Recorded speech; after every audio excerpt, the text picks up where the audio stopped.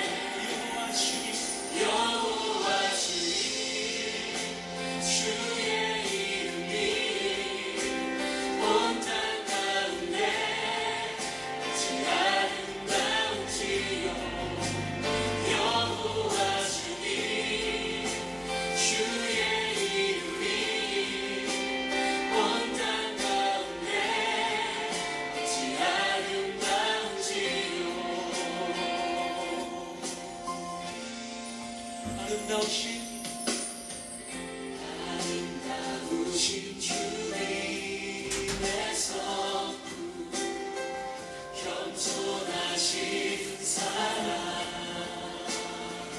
비교할 수 없는 그의 이름 영원히 노래해 주 얼굴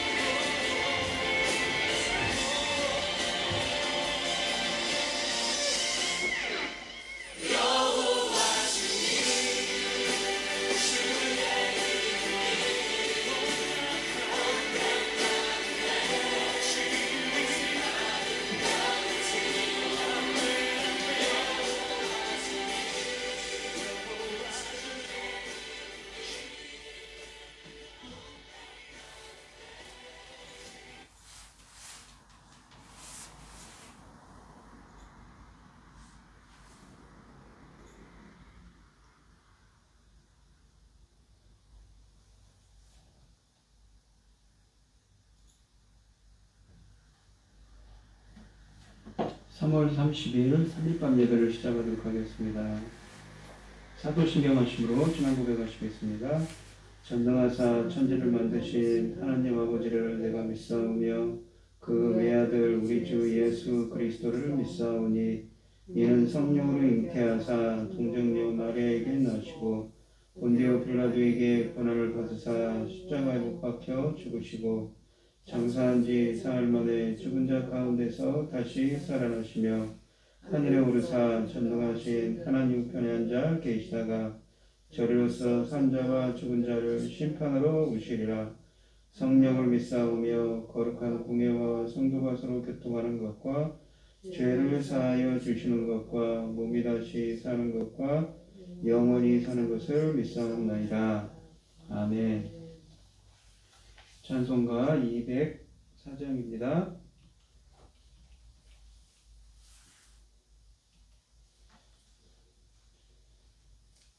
주의 말씀 듣고서 준행하는 자는 반석 위에 터닫고 집을 지음 같아 비가 오고 물나며 바람 부딪혀도 반석 위에 세운 집 무너지지 않네.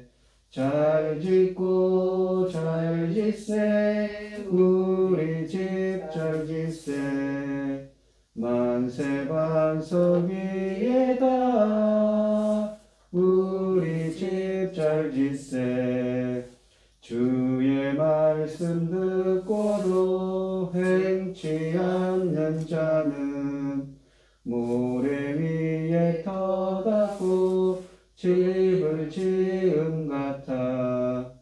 비가 오고 물나며 바람 부딪힐 때 모래 위에 세운 집 크게 무너지네. 잘 짓고 잘 짓세 우리 집 잘 짓세. 만세 반석 위에다 우리 집 잘 짓세. 세상 모든 사람들 집을 짓는 자니 반석 위가 아니면 모래 위에 짓네. 우리 구주 오셔서 지은 상을 줄 때 세운 공로 따라서 영영상 벌 주리. 잘 짓고 잘 짓세 우리 집 잘 짓세.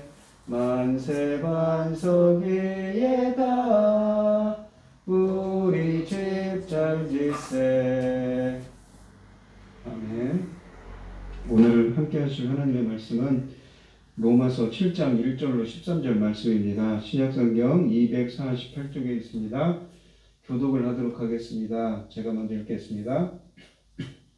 형제들아, 내가 법하는 자들에게 말하노니 너희는 그 법이 사람이 살 동안만 그를 주관하는 줄 알지 못하느냐. 남편이 있는 여인이 그 남편 생전에는 법으로 그에게 매임받으나 만일 그 남편이 죽으면 남편은 법에서 벗어나느니라. 그러므로 만일 그 남편 생전에 다른 남자에게 가면 음녀라. 그러나 만일 남편이 죽으면 그 법에서 자유롭게 되나니 다른 남자에게 갈지라도 음녀가 되지 아니하느니라. 그러므로 형제들아, 너희도 그리스도의 몸으로 말미암아 율법에 대하여 죽임을 당하였으니 이는 다른 곳 죽은 자 가운데서 살아나신 이에게 가서 우리가 하나님을 위하여 열매를 맺게 하려 함이니라. 우리가 육신에 있을 때에는 율법으로 말미암는 죄의 정욕이 우리 지체 중에 역사하여 우리로 사망을 위하여 열매를 맺게 하였더니 이제는 우리가 얽매였던 것에 대하여 죽었으므로 율법에서 벗어났으니 이러므로 우리가 영의 새로운 것으로 섬길 것이요 율법 조문을 묵은 것으로 아니할 것이니라. 그런즉 우리가 무슨 말을 하리요? 율법이 죄냐? 그럴 수 없느니라. 율법으로 말미암지 않고는 내가 죄를 알지 못하였으니 곧 율법이 탐내지 말라 하지 아니하였더라면 내가 탐심을 알지 못하였으리라.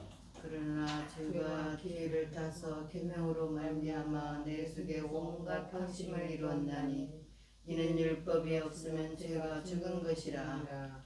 전에 율법을 깨닫지 못했을 때에는 내가 살았더니 계명의 이름에 죄는 살아나고 나는 죽었도다. 생명에 이르갈 그 계명이 내게 대하여 도리어 사망에 이르게 하는 것이 되었도다. 죄가 기회를 타서 계명으로 말미암아 나를 속이고 그것으로 나를 죽였는지라. 이로 보건대 율법은 거룩하고 계명도 거룩하고 의로우며 선하도다. 그런즉 선한 것이 내게 사망이 되었느냐? 그럴 수 없느니라. 오직 죄가 죄로 드러나기 위하여 선한 그것으로 말미암아 나를 죽게 만들었으니 이는 계명으로 말미암아 죄로심이 죄되게 하려 함이라. 아멘. 고영희 집사님 기도해 주시겠습니다. 여호와를 경외하는 자 누구인가? 그가 택할 길을 그에게 가르치시리로다. 그의 영혼은 평안히 살고 그 자손들은 땅을 상속하리로다.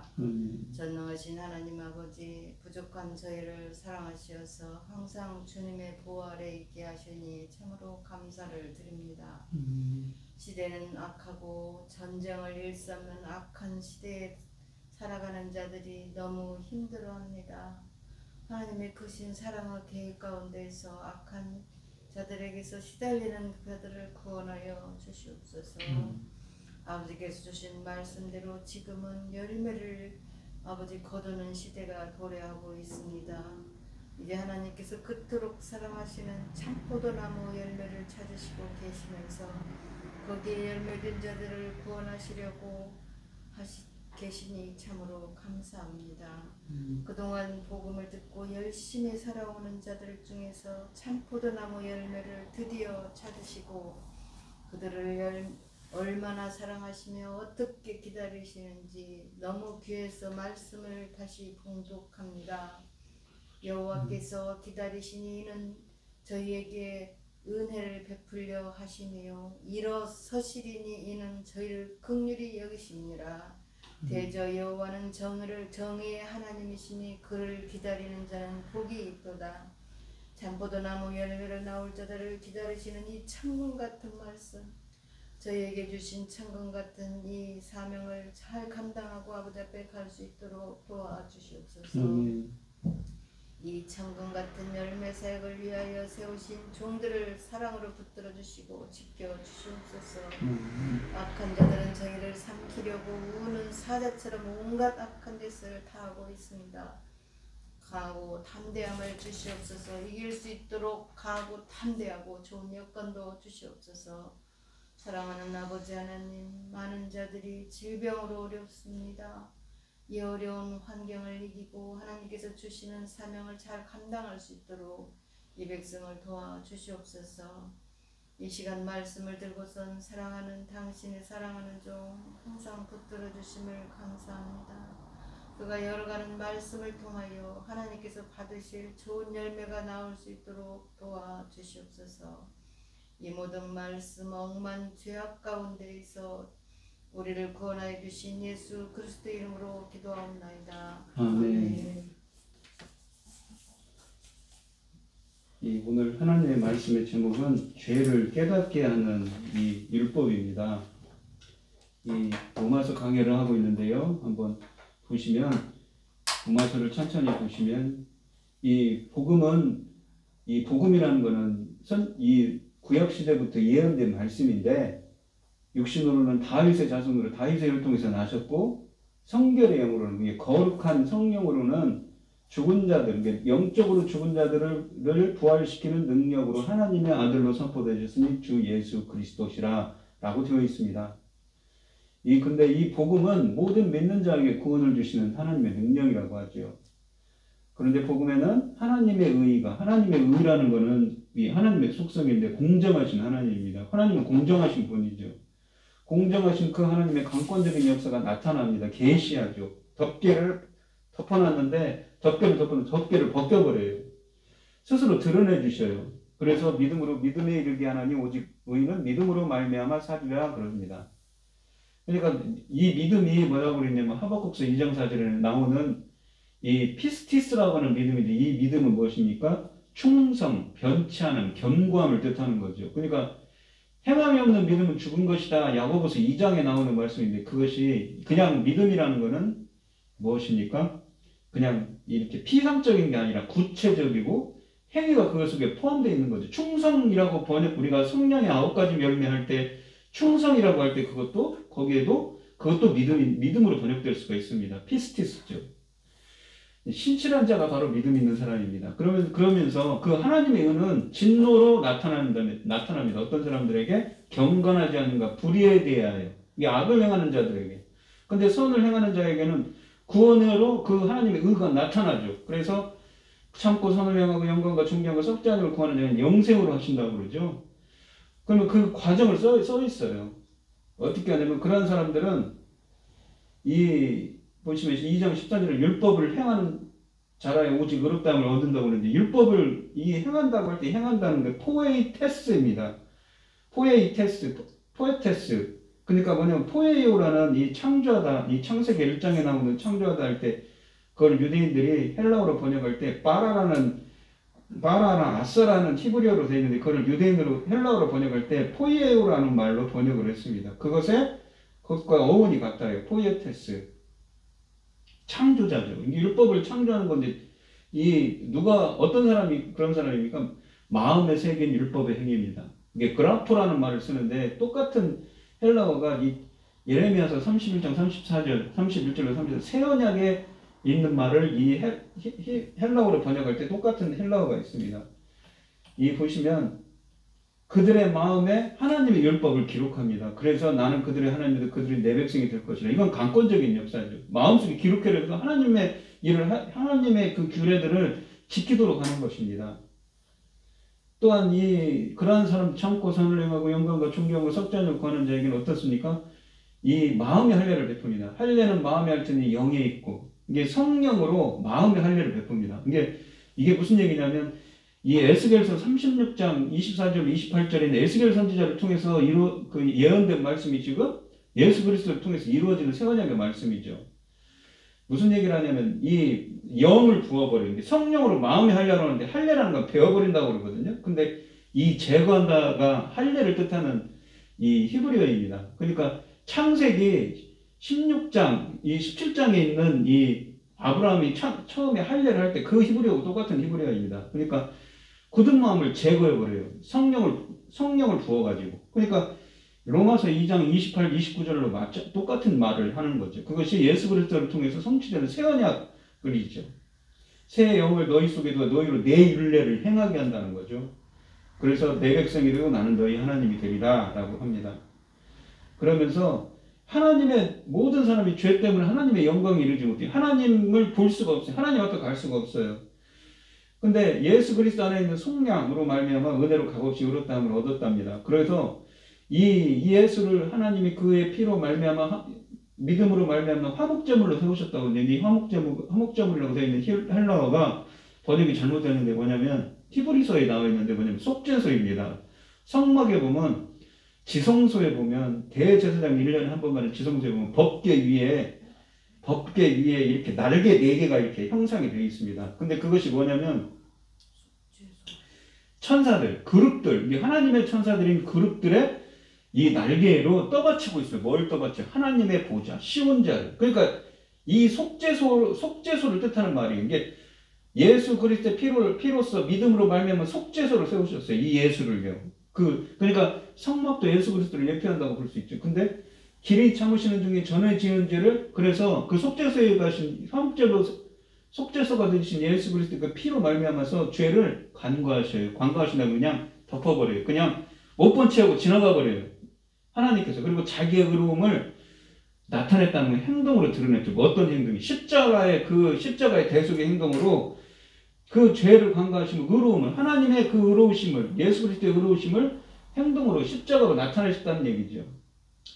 또한 예수 믿는 자를 나타내려 이게 의롭다 하심을 하려 하심이라. 그러면서 이제 로마서 4장으로 넘어오는데 로마서 4장은 뭐냐면 근데 이때까지 한 예를 드는데 누구냐면 믿음의 조상인 아브라함을 통해서 예를 듭니다. 아브라함이 할례를 받은 것이 이게 할례를 받고 의롭다함을 받은 게 아니라 의롭다 하고 할례를 받았다는 얘기죠. 이게 행위가 아니라는 얘기를 하고 있습니다. 인간의 공로로는 우리가 의롭다함을 얻을 수 없고 구원받을 수 없다는 얘기를 하고 있습니다. 그러면서 4장 13절로 16절 말씀에는 이런 얘기를 합니다. 그러니까 그 로마서에서 얘기하는 예수 그리스도를 믿고 의롭게 된 자들은 뭐냐면 하나님 나라의 상속자예요. 근데 그런 사람들이 바로 아브라함과 이삭과 야곱에게 막 대대로 주어진 그 약속들이 있어요.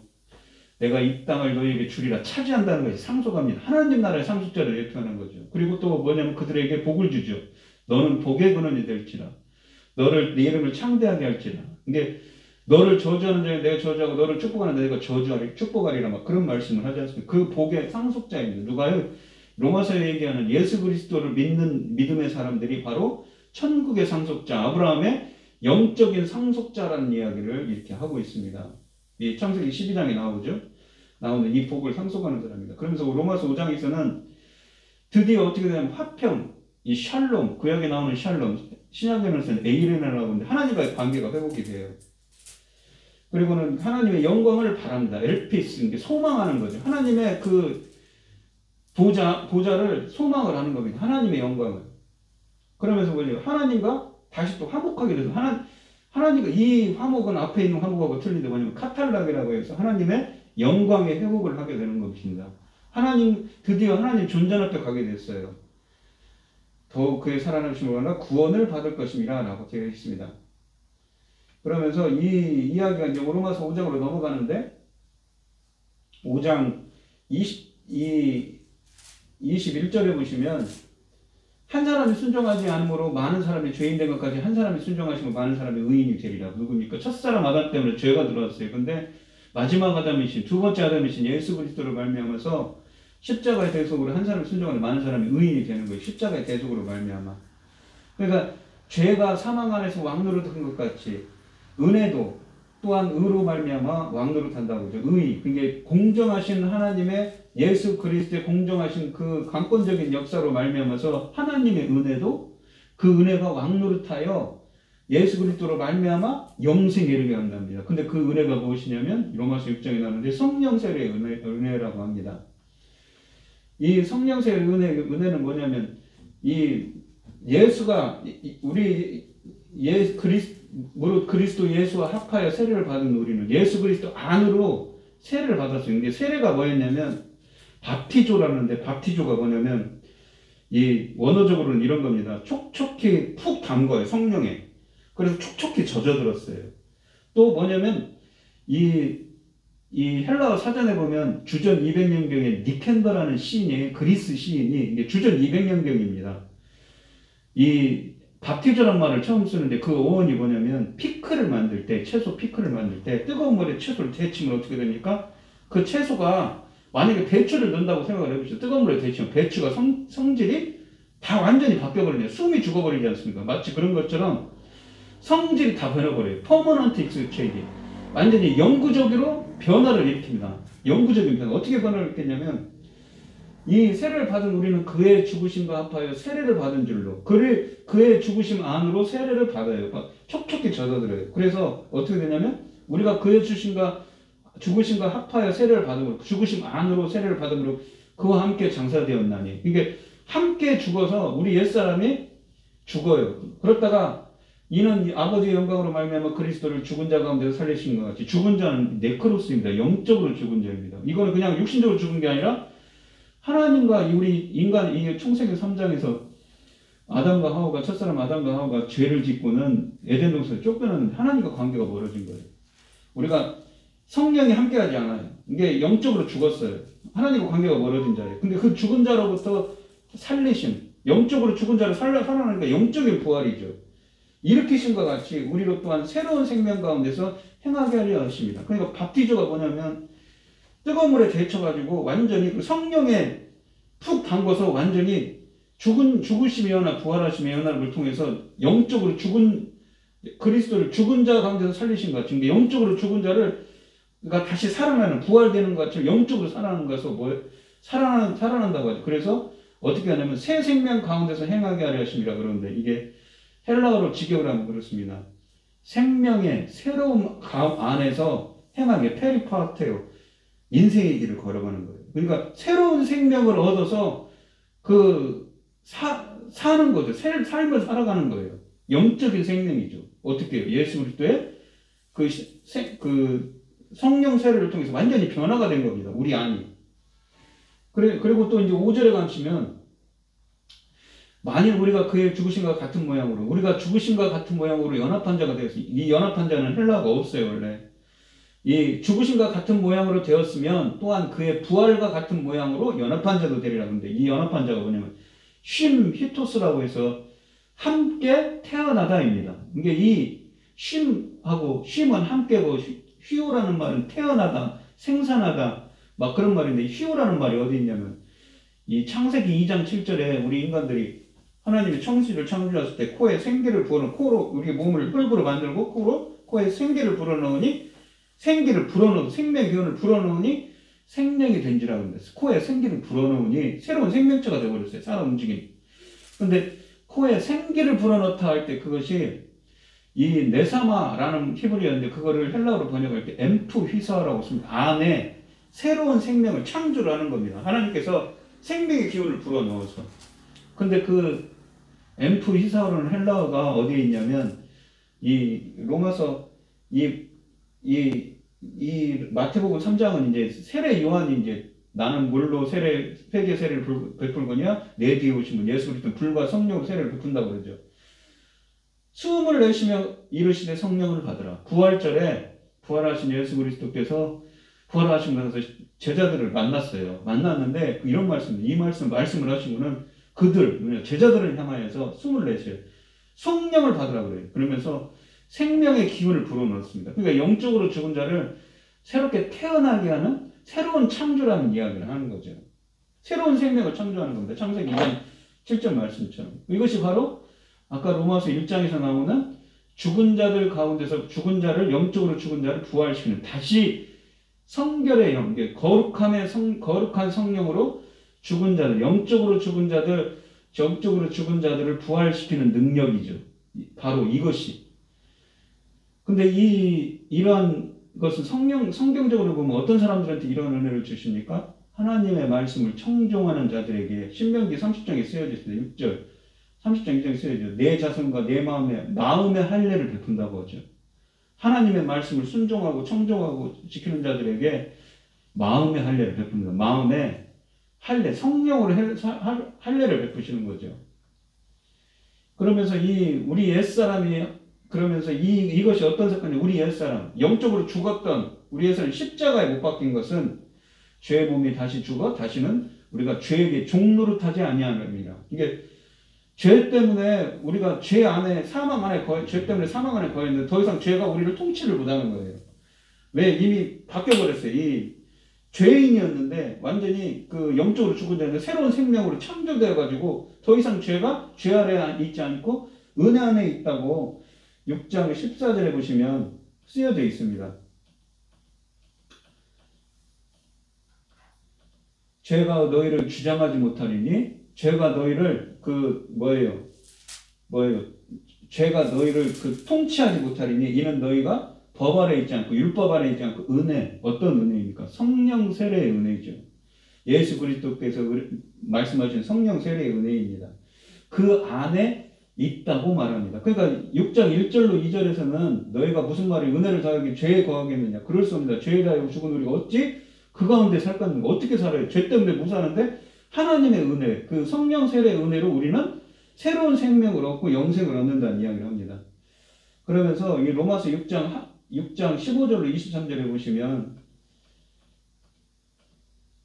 이제는 너희가 죄로부터 해방되고 하나님께 종이 되어 거룩함에 이르는 열매를 맺었다고. 그 마지막은 영생이라. 그러니까 죄로부터 해방되고 하나님의 종이 됐어요. 죄의 종이 아니라 하나님의 종이 돼서 거룩함에 이르는 열매, 영생을 얻었다고 합니다.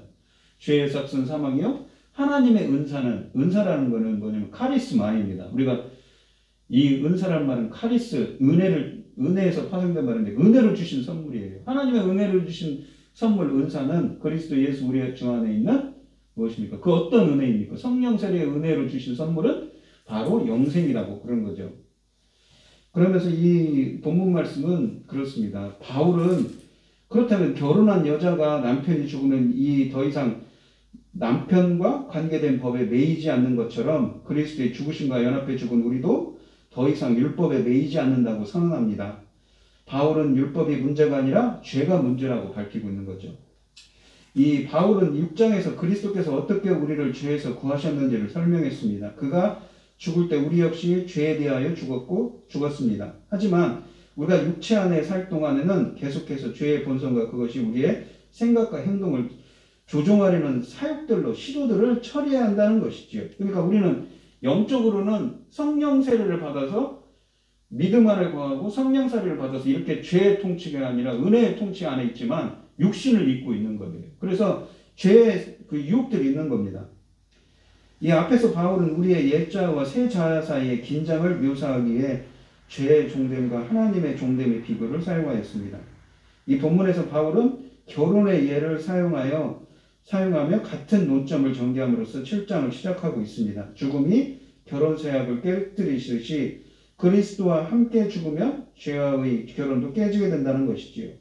우리는 법을 지키지 못했기 때문에 죄에 매여 있습니다. 문제는 법이 아니라 우리 안에 죄였던 것이라고 합니다. 이 1절부터 3절을 보시면 형제들아 내가 법하는 자들에게 말하는, 이 법은 뭡니까? 그냥 우리가 그 율법, 성경에서 말하는 율법이라고 하기는 그렇고 그냥 이 사회에 있는 법이라고 해도 되겠죠. 우리가 사는 사회에서 말하는 법이죠. 너희는 그 법이 사람이 살 동안만 그를 주관하는 줄 알지 못하느냐. 죽으면 아무 소용이 없다는 거죠. 예를 들면 남편이 있는 여인이 그 남편 생전에는 법으로 그에게 매인배가 되나 만일 그 남편이 죽으면 남편의 법에서 벗어난다고 합니다. 그러므로 만일 그 남편 생전에 다른 남자에게 돌아가면 음녀라. 그러나 만일 남편이 죽으면 그 법에서 자유롭게 되다니 다른 남자에게 갈지라도 음녀가 되지 않으니라 라고 합니다. 남편이 죽었기 때문에 상관이 없다는 얘기죠. 아까 그 6장 14절에서 죄가 너희를 주장하지 못하리니 이는 너희가 법 아래에 있지 아니하고 은혜 아래에 있음이라 라고 했습니다. 이 이야기를 계속 이어갑니다. 그러니까 법은 분명히 사람 살아있을 동안에만 권위를 가지고 있다는 얘기죠. 그러면서 일반적인 원칙에 대한 이야기를 합니다. 이 1절부터 3절에서 이야기를 하는데 이 법은 일반적인 의미에서의 법을 가리킵니다. 이 첫 번째 나오는 법과 두 번째 나오는 법을 율법 또는 하나님의 법으로 볼 필요는 없지요. 둘 다 일반적인 의미에서 이 사회에서 말하는 그냥 법이라고 가리키는 것으로 보아야 합니다. 주관하다는 말은 주인이라는 개념을 포함하는 말로서 법이 사람 위에 주인 노릇한다는 말입니다. 법이 사람이 살 동안만 주관한다는 것이죠. 그러니까 남편이 죽으면 이 남편 잃은 여인이 다른 남자한테에게 갈지라도 그것은 죄가 안 된다는 것입니다. 마치 그런 것처럼 우리의 그 율법도 마찬가지라는 이야기를 하고 있습니다. 결혼서약은 남편이 살아있는 동안은 한 여인을 그녀의 남편과 하나로 묶습니다. 만약 남편이 죽으면 아내는 남편과의 서약에서 자유롭게 된다는 것이지요. 그러면서 이 4절 말씀을 보면 이 바울은 다시 한번 자신의 가르침을 강조하기 위해서 일반적인 삶에서 가져온 그러한 비교들을 전개함으로써 이것을 사람의 예로 표현하는 것입니다. 바울은 결혼 주제로 시작함으로써 자기 독자들이 정상적인 상황 아래에서는 결혼 사역에 대한 어떤 형태의 위반이라도 가늠이 된다는 것을 기억하기를 원하고 있습니다. 바울은 그런 사실을 말함으로써 그것의 중요성을 설명을 합니다. 4절부터. 예를 들어서 설명했는데 그러므로 그래서 내 형제들아 너희도 그리스도의 몸으로 말미암아 율법에 대하여 죽임을 당하였으니 이는 다르니 곧 죽은 자 가운데서 살아나신 이에게 가서 우리가 하나님을 위하여 열매를 맺게 하려 함이라. 이 7장 4절 말씀은 어떤 열매라고 했는데 이 죽임을 당하였다라는 것은 이 사나토 죽게 만들다 죽음에 처하다는 말입니다. 그리고 죽은 자 가운데서 살아나셨다라는 말은 아까도 이 로마서 6장에 나온 영적으로 죽은 네크로스로부터 다시 살아났어요. 그래서 열매를 맺죠. 어떤 열매입니까? 6장 23절에 나온 아까 그 영생의 열매라고 했지요. 그 영생의 열매를 맺게 됐다고 합니다. 그러니까 이 7장 4절은 무슨 얘기를 하냐면 6장에 있는 이야기를 다시 반복을 하는 거예요. 정리를 한 겁니다. 아까도 이 6장 1절부터 보시면 그러죠. 하나님의 은혜로 어떻게 됐습니까?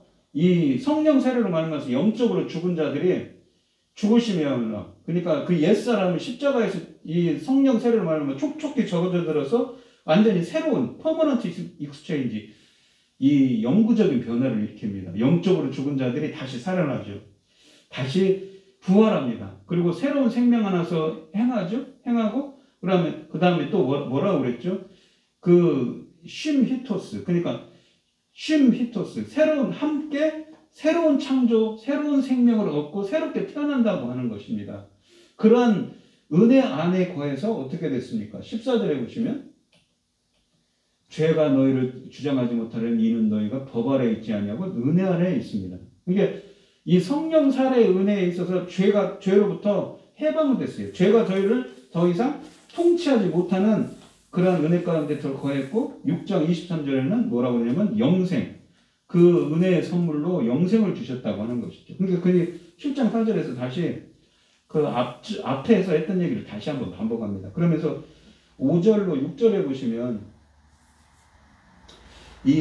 우리가 육신에 있을 때에는 율법으로 말미암는 죄의 정욕이 우리 지체 중에 역사하여 우리로 사망을 위하여 열매를 맺게 하였나니 정욕이라는 말은 이 육신에 있을 때에는 많은 구원받지 못한 옛사람의 상태를 말합니다. 그리고 사망이라는 건 사나토스를 말하는데 또 무엇입니까? 6절로 보시면 이전에 우리가 얽매였던 것 그러니까 그 율법 과거 사망 가운데 있었던 것에 대하여 죽었으므로 율법에서 벗어났으니 이러므로 우리가 영의 새로운 것으로 섬길 것이요 율법적으로 묵은 것으로 아니할 것입니다. 그러니까 우리가 육신에 있을 때에는 그러니까 이게 육신이라는 건 사륵스라고 하는 육신이라는 건 죄를 깨닫게 하는 거죠. 율법으로 말미암는 죄의 정욕에 우리 지체 중에 육사하여 우리로 사망을 위하여 열매를 맺게 하였더니 이제는 우리가 얽매였던 것에 대해 죽었으므로. 그러니까 사망이 예수 그리스도 안에서 그 성령세를 통해서 옛사람을 죽고 십자가에서 죽음같이 함께 죽고 함께 부활을 했어요. 율법에서 벗어났으니 이러므로 우리가 영의 새로운 것으로 섬길 것이 성령이죠. 성령의 새로운 것으로 섬길 것이 율법적으로 묵은 것으로는 아니할지니라 라고 되어 있습니다. 그러니까 이 말은 무슨 이야기냐면 이 5절은 우리가 육신에 있을 때 어떠하였는가를 말합니다. 우리가 육신에 있을 때에는 율법으로 말미암는 죄의 정욕이 우리 지체 중에 역사하여 우리로 사망을 위하여 열매를 맺게 했다고 합니다. 여기서 육신이라고 있을 때라는 것은 율법 아래 있을 때, 곧 아직 예수 그리스도를 믿기 전의 상태입니다. 율법으로 말미암는 죄의 정욕은 율법으로 말미암아 촉발되는 죄들의 충동적 욕구들을 말합니다. 율법은 죄를 깨닫게 할 뿐만 아니라 또한 죄를 살아나게 하고 충동하는 역할을 하기도 합니다.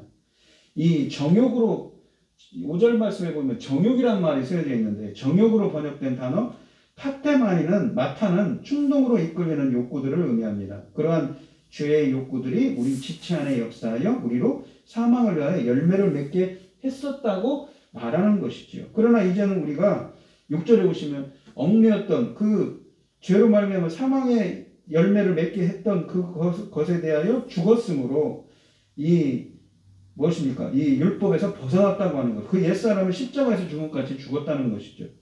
우리가 얽매였던 것은 율법인데 우리를 지배하고 속박하고 있었습니다. 그런데 우리가 그 율법에 대하여 죽음으로 율법에서 벗어났습니다. 그래서 우리는 더 이상 율법의 지배 아래 있지 않습니다.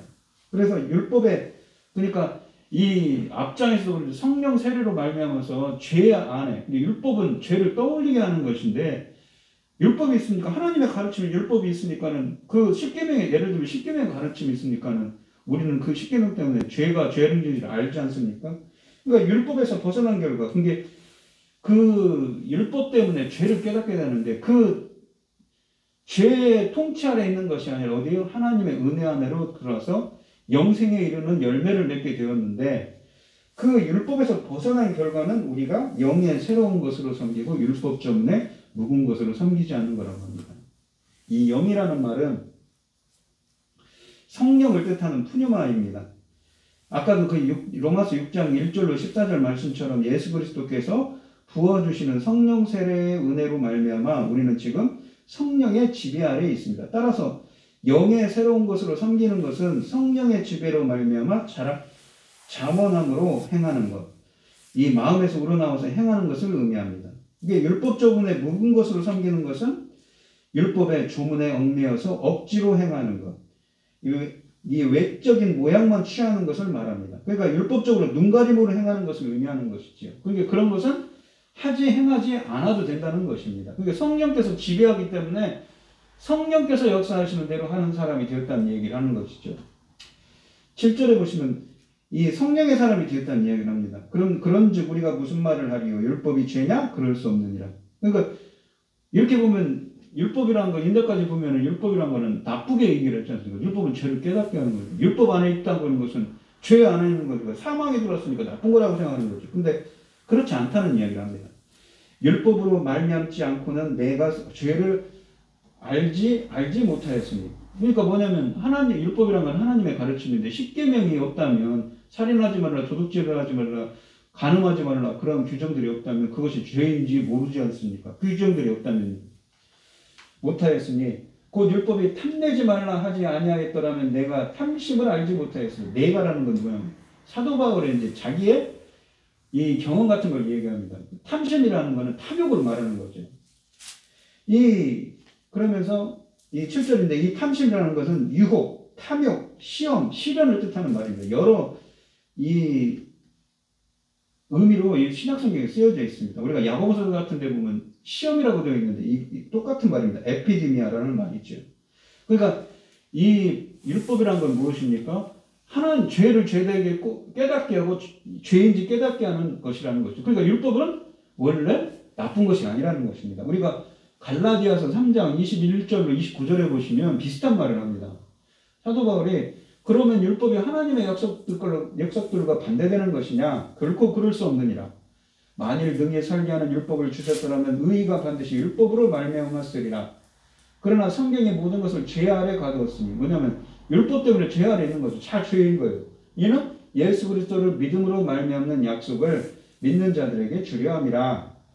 믿음이 오기 전에 우리는 율법 아래 배임바 되고 계시될 믿음의 때까지는 갇혔느니라 라고 합니다. 이게 무슨 말이냐면 믿음이 오기 전에 우리는 율법 아래 매여 있어요. 그런데 계시될 믿음의 때까지 갇혔느니라. 그런데 계시될 믿음의 때까지 무엇이냐면 로마서 1장 8절, 18절로 19절에 보면 복음에는 하나님의 의의가 나타나서 아포칼립토입니다. 드러내요. 계시되죠. 복음에는 하나님의 의가 나타나서 믿음으로 믿음에 이르게 하는 똑같은 말을 합니다. 계시대 믿음의 때까지 갇혔어요. 그때까지는 율법이 오기 전까지 율법 아래 매인바 되었어요. 계시대 믿음의 때까지는 갇혔다고 하죠. 오직 의인은 믿음으로 믿음에 이르게 하는 오직 의인은 믿음으로 말미암아 살리라 그러죠. 이같이 율법이 우리를 그리스도께로 인도하는 초등교사가 돼요. 우리가 이 옛날 성경에 보면 그 다른 말로 써 있지만 초등교사라고 합니다. 무엇이요? 율법이요. 하나님 말씀은 뭐예요? 예수 그리스도께로 이끄는 초등교사예요. 선생님이에요. 우리로 말미암아 믿음으로 말미암아 의롭다함을 얻게 하려 합니다. 그러니까 율법은 좋은 겁니다. 하나님 말씀은 좋은 거죠. 믿음이 온 후로는 우리가 초등교사 아래에 있지 않도록 그러니까 율법 아래에 있지 않은 겁니다. 그러니까 처음에는 율법 안에 있다가 계시될 믿음의 때까지 갇혔다고 하지 않습니까? 어떤 과정이죠. 신앙의 과정을 이해하는 겁니다. 이 갈라디아서를 통해서 사도 바울이 계속 이어가는 것이 똑같은 이야기를 하는 겁니다. 결국 너희가 다 믿음으로 말미암아 그리스도 예수 안에서 하나님의 아들이 되었으니 누구든지 그리스도와 합하게 세례를 받은 자는 그리스도로 옷 입었느니라. 이게 무슨 말입니까? 그리스도와 합하여 아까 그 로마서 6장에 나오는 그리스도 안으로 세례를 받은 자는 이게 밥티조 그 피클 채소를 피클에 뜨거운 물에 담그면 어떻게 된다고 퍼머넌트 익스틴 완전히 막 영구적으로 변화를 일으켜버려요. 주엉적으로 죽은 자들의 새로운 생명을 얻어서 변화를 일으켜서 새로운 생명 안에서 행해요. 새로운 생명을 얻고 태어나고 새로운 창조주, 새로운 생명을 창조했어요. 성령 세례를 통하여서 누가 주셔요? 예수 그리스도께로 주셔요. 그래서 그러한 자들은 뭐예요?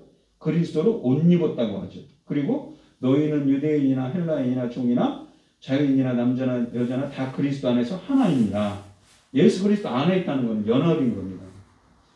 예수 그리스도와 함께하는 거죠. 너희가 그리스도의 것이면 곧 아브라함의 자손이요 약속대로 유업을 이룰 자니라. 유업을 잇다는 것은 뭐냐면 이 상속한다는 겁니다. 약속대로 아브라함의 자손이라고 하죠. 아까도 그 로마서 4장에 나온 이야기를 이게 로마서에 있는 얘기를 지금 갈라디아서 또 하는 겁니다. 이 믿음의 사람, 로마서에서 말하는 그 믿음의 사람들이 바로 아브라함의 자손, 아브라함과 이삭과 야곱의 자손, 그 영적인 자손이죠. 천국의 상속자라는 이야기를 하는 겁니다. 그러니까 이 율법은 원래 예수 그리스도께 이끄는 초등교사였다는 것이죠. 그런 이야기를 합니다. 그러니까 이 7절에서 율법이 죄냐고 질문을 제기합니다.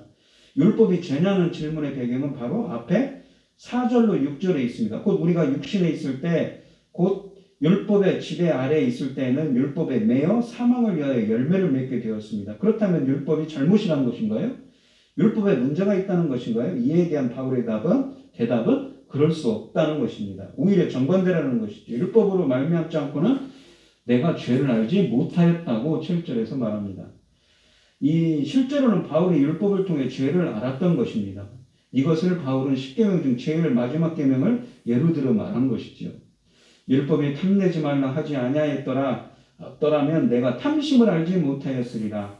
실제로는 율법이 탐내지 말라고 하였기 때문에 바울은 자기에게 탐심이 있는 것을 알게 되었다는 것이 이야기를 하고 있습니다. 그러니까 율법은 좋은 거죠. 초등교사라고 하지 않습니까? 예수 그리스도께로 이끄는 8절 말씀을 보시면 그러나 죄가 기회를 타서 기명으로 말미암아 내 속에서 온갖 탐심을 이루었나니 이는 율법이 없으면 죄가 죽은 것이니라. 이 죄가 죽은 것이라 할 때 죽은 것이라는 것은 이 네크로스 영적으로 죽었다는 표현인데 영적으로 죽었다는 표현 의미 말고도 또 어떤 표현이냐면 소극적인 잠자고 있다는 의미도 있습니다. 그러니까 이 활성화되지 않은 거예요. 이 소극적이고 잠자고 있어요. 바울은 여기서 죄가 구체적으로 어떻게 역사했는지를 말합니다. 그러나 죄가 기회를 타서 계명으로 말미암아 내 속에서 온갖 탐심을 이루었나니 이는 율법이 없으면 죄가 죽은 것입니다. 죄는 기회를 타서 역사합니다. 우리가 방심할 때, 기도하지 않을 때, 교만할 때 죄가 들어온다는 것이죠. 계명으로 말미암아라는 것은 계명을 통해 계명을 도구로 삼아 역사한다는 것입니다. 율법의 계명이 죄를 자극하고 촉발하는 역할을 하게 됩니다. 죄가 내 속에서 온갖 탐심을 이루었다고 합니다. 내 이웃의 아내나 내 남종이나 그의 여종이나 그의 소나 그의 낙이나 무릇 내 이웃의 소유를 탐하지 말라고 한 계명이 역으로 바울 안에서 그런 탐심을 불러일으키도록 역사한 것이라는 것이지요. 바울은 그 이유로서 율법이 없으면 죄가 죽은 것이라고 합니다. 여기서 죽은 것은 활동이 없는 잠자고 있는 소극적인 것을 뜻합니다. 율법이 말하기 전에는 죄가 잠복 상태로 내재해 있었는데 율법을 통해 그 죄가 자극을 받아 일어나 활동하게 액티브 상태가 되었다는 것이죠.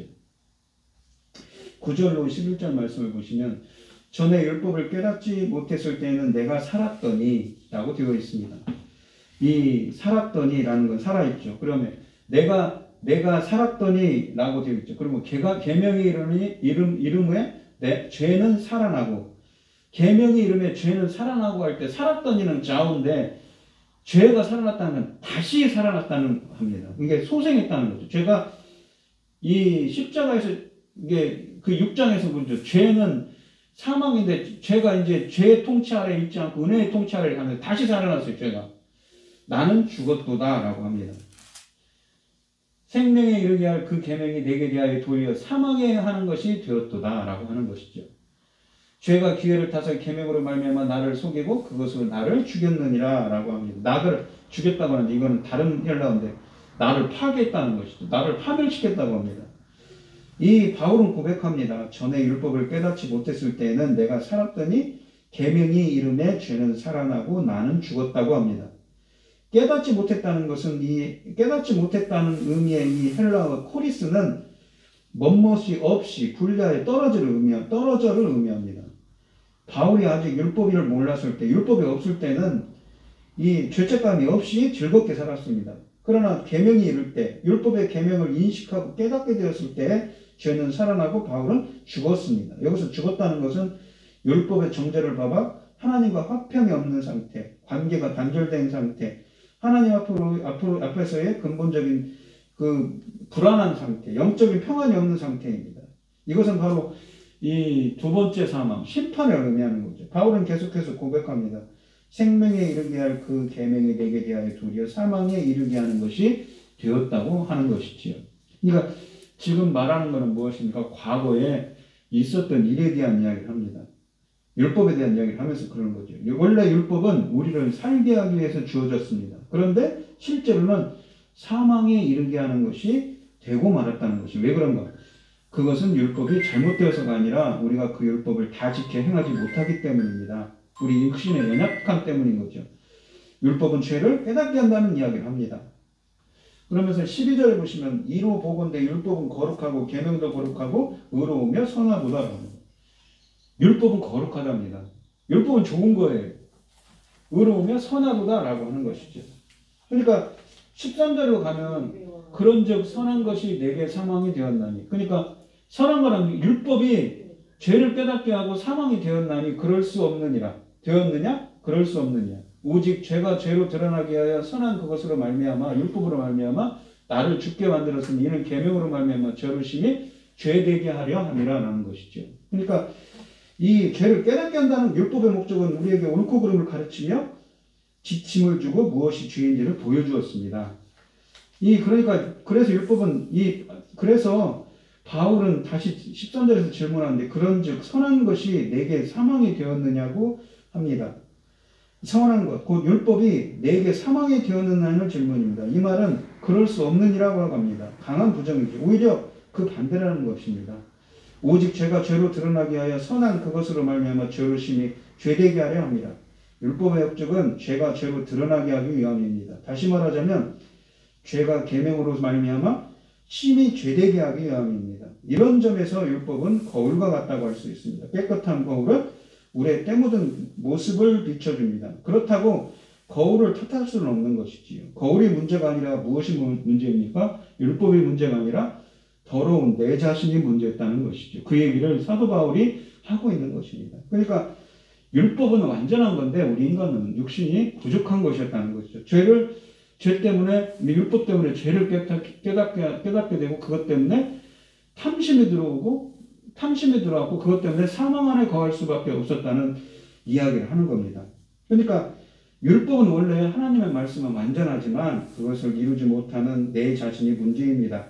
마치 깨끗한 거울 앞에 서면 내 자신의 더러움, 흠과 티가 드러나는 것과 같습니다. 거울이 깨끗할수록 나의 흠과 티가 더욱 잘 드러납니다. 그렇다고 거울을 탓할 수는 없는 것이죠. 이와 마찬가지로 하나님의 말씀은 우리를 비추는 거울과 같습니다. 그래서 하나님의 말씀을 알아갈수록 더욱더 자신의 부족한 모습이 드러나게 되는 것이죠. 따라서 우리의 소망은 율법의 종지에서 우리를 구원해 주신 예수 그리스도께 있습니다. 예수님은 율법을 이루지 못하는 우리의 연약함을 하시고 우리의 모든 허물과 죄를 짊어지고 십자가에서 그 죄값을 담당하셨습니다. 따라서 예수님을 믿는 우리에게는 결코 정죄함이 없습니다. 우리는 항상 예수님을 바라보고 그를 의지해야 합니다. 예수님은 우리의 추한 모습을 다 덮어주시고 가려주셨습니다. 따라서 우리는 그리스도로 말미암아 하나님 예수님에 의해 정결한 자로 인정받고 성도로 불리게 되었던 것이지요. 율법 아래에 있지 않고 은혜의 세법 아래로 옮겨주신 6절 말씀처럼 하나님의 사랑에 감사하는 여러분들이 되시기를 바랍니다. 이 오늘 본문 말씀을 보시면 율법의 이 역할에 대한 이야기를 합니다. 죄를 깨닫게 하고 사망에 거하게 됐다는 얘기를 하죠. 근데 사실은 율법은 좋은 겁니다. 아까도 말씀드렸듯이 우리가 이 사도 바울은 지금 이 로마서 6장에서 뭐라고 그랬습니까? 원래 죄 안에 거해서 그랬던 자들이 성령 세례로 말미암아 완전히 퍼머넌트 익스체인지 영구적인 변화를 일으켰어요. 영적으로 죽은 자들이 죄와 사망 안에 율법으로 죄를 깨닫고 사망 안에 거했던 자들이 심판받을 수밖에 없는 존재들이 변해버렸어요. 어떻게 변해버렸어요? 새로운 생명 안에서 행하는 자들. 새로운 생명으로 새로운 창조, 재창조를 이루었죠. 그래서 죄와 사망 안에 있는 것이 아니라 율법에서 말하는 율법 때문에 들어온 죄와 사망 안에 있는 게 아니라 무엇이 어떤 존재? 은혜 안에 있는 존재가 되었다고 합니다. 그래서 그 열매는 무엇입니까? 바로 영생의 열매를 맺었다고 6장 22절, 23절에 은혜의 선물로 주셨다고 하는 것이죠. 그러면서 7장에 와서는 그렇다면 율법이 무엇이냐라는 것이죠. 율법이라는 것은 원래 좋은 것이라는 것입니다. 초등교사 갈라디아서에 나오는 말씀처럼. 진짜 문제는 뭐였냐면 우리 인간이었다는 나 자신이었다는 얘기를 합니다. 사도 바울도. 그러니까 이 율법이라는 것은 원래 거룩한 것이고 좋은 것이고 우리가 그 율법을 통해서 하나님의 말씀을 배우고 하나님의 길을 배우고 하나님의 뜻을 배우고 뜻을 배울 수가 있는 것이죠. 참다운 우리 인생의 길을 배울 수 있는 것이 우리의 성경에 있는 말씀이지 않습니까? 율법이라는 것은 원래 율법이라는 말 자체가 토라라는 히브리어가 있는데 토라라는 히브리어는 야라라는 히브리어에서 유래한 말입니다. 히브리어 사전에 나옵니다. 야라라는 말은 가르침입니다. 가르치다. 선생님이 마치 가르치듯이 하나님께서 인간들에게 가르치듯이 선생님이 되셔서 주시는 말씀이죠. 마치 갈라디아서 3장 23, 24절에 있는 말씀처럼 예수 그리스도께 이끌으시는 초등교사가 돼가지고 우리를 믿음이 오기까지 이끌어주시는 역할을 하는 것이죠. 그런데 원래 그런 역할을 하는데 우리 인간들은 너무나 부족하고 연약하기 때문에 그 율법 때문에 우리 인간들은 죄를 깨닫고 그 안에 거하게 되었다는 것이죠. 율법은 원래 완전한 것인데 문제는 어디 있습니까? 우리 인간들에게 있었다는 이야기를 합니다. 탐심이 들어와서. 그래서 우리들에게는 어떻습니까? 십자가의 보혈의 능력으로 그러니까 이 성령 세례로 이렇게 영적으로는 부활을 일으켰어요. 변화된 사람이 됐어요. 근데 육신을 입기 때문에 육신의 소욕이 있는 겁니다. 그거에 대해서 부정하지 않는 거죠. 사도 바울이 말입니다. 그래서 우리는 어떤 삶을 살아야 됩니까? 성령의 삶을 살아야 됩니다. 말씀의 삶을 살아야 하는 거죠. 십자가의 보혈의 능력으로 무엇입니까? 십자가에서 죽으시고 부활하신 예수 그리스도의 성령 세례를 받은 우리는 그 성령의 권능으로 그 인도하심을 받아서 올바른 삶, 말씀을 붙잡고 사는 삶이 되시기를 바랍니다. 이 말씀, 그러니까 율법이 사도 바울이 말하는 것처럼 율법이 잘못된 것이 아니라 문제는 우리 자신에게 있었다는 것이지요. 그래서 말씀 붙잡고 말씀대로 산다는 것이 참 힘든 것입니다. 지금 같은 우리가 사는 삶을 생각해 보십시오. 코로나로 엄청난 사람들이 10,000명이나 넘는 사람들이 죽었다고 하죠. 코로나 때문에. 2년이 넘었는데 끝날까 했는데 아직도 안 끝났습니다. 대통령 선거도 있었죠. 어떻게 될까 모릅니다. 우리도 인간들이 사는 삶은 이렇게 어지럽고 혼란 가운데 있습니다. 하지만 예수 그리스도 안에서 은혜와 평강을 누릴 수 있다면 화평과 평강과 기쁨이 있습니다. 우리가 항상 그럴수록 하나님의 말씀을 붙잡고 사는 삶, 세상적인 그러한 소욕보다는 하나님의 말씀을 붙잡고 사는 성령의 삶을 살아가는 여러분들이 되시기를 축원드리겠습니다. 기도하겠습니다. 하나님 아버지 감사합니다. 사도 바울은 오늘 율법에 대한 이야기를 합니다. 율법이 문제가 있었는가? 율법 때문에 우리 인간들이 죄와 사망 안에 거한 건 사실이지만 원래 율법은 하나님의 말씀으로서 예수 그리스도께로 이끄는 초동교사의 역할을 하고 있었습니다. 우리에게 바른 길을 제시를 해주지요. 죄를 깨닫게 합니다. 하지만 그 죄 때문에 탐심이 들었다고 말합니다. 우리 인간들은 육신을 입고 있기 때문에 연약하지요.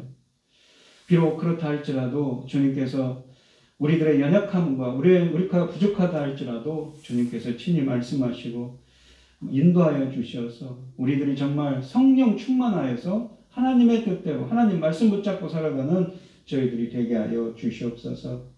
이 모든 말씀 거룩하신 예수 그리스도의 이름으로 기도드리옵나이다. 아멘.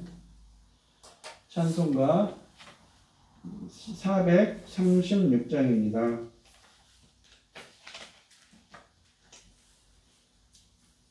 나 이제 주님의 새 생명 얻은 몸 옛것은 지나고 새 사람이로다. 그 생명 내 맘에 강같이 흐르고 그 사랑 내게서 해같이 빛난다. 영생을 누리며 주 안에 살리라. 오늘도 내일도 주 함께 살리라. 주 안에 감추인 새 생명 얻으니 이전에 줬던 것 이제는 값없다. 하늘의 은혜와 평화를 맛보니 찬송과 기도로 주 함께 살리라.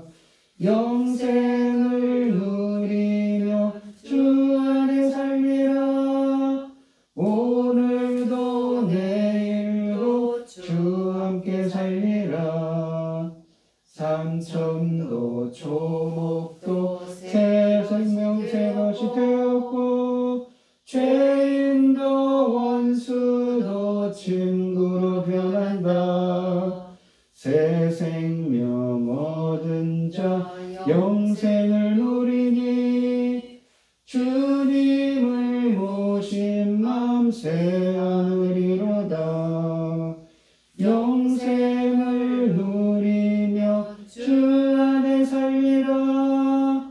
오늘도 내일도 주 함께 살리라. 주 따라가는 길 험하고 멀어도 찬송을 부르며 뒤따라가리라. 나 주를 모시고 영원히 살리라. 날마다 섬기며 주 함께 살리라. 영생을 누리며 주 안에 살리라. 오늘도 내일도 주 함께 살리라. 아멘. 축도하심으로 오늘 예배를 마치겠습니다. 이제는 주 예수 그리스도의 은혜와 하나님의 극진하신 사랑과 성령의 교통하심이 하나님의 말씀을 붙잡고 살아가기를 소원하는 성도들 머리 위에 이제로부터 영원히 함께 있을지어다. 아멘.